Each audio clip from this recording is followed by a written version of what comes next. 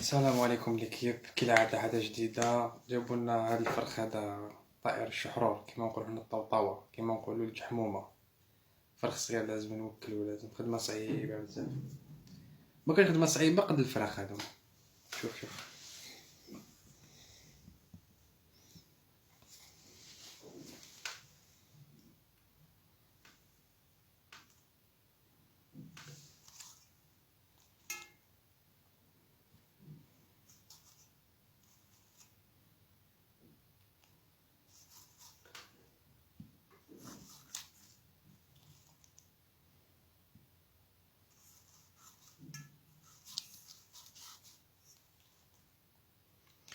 وكما يقول حاج محمد العنقا، نطقت الجحمومة وسمعتها تغني.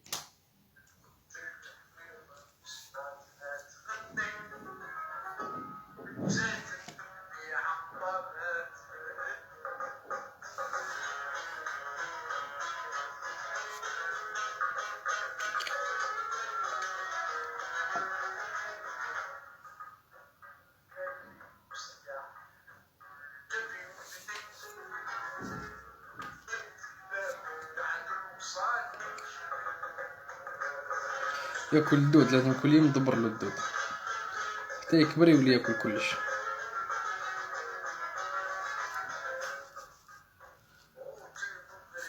نصف الليل زاد حزني، الله يرحمك يا الحاج.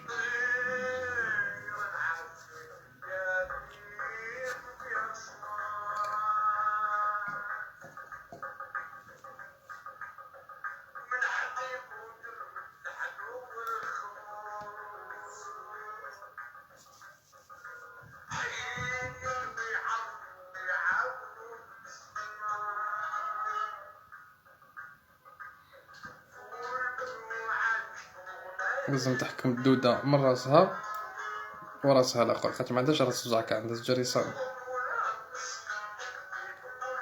خليني نشدك.